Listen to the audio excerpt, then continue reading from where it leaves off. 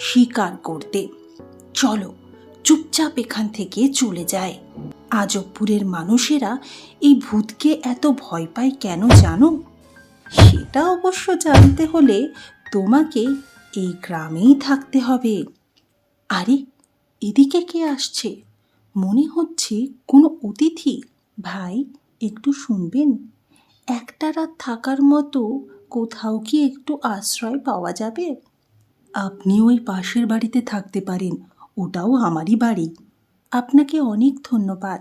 শুনছো, বাড়িতে চলে এসো, সূর্য ডুবে গেছে। হ্যাঁ হ্যাঁ, আসছি। এটা কি লেখা আছে?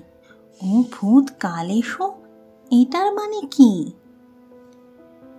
সন্ধ্যা হয়ে গেছে, সবাই নিজেদের ঘরে ফিরে যান, দরজা বন্ধ করে দিন।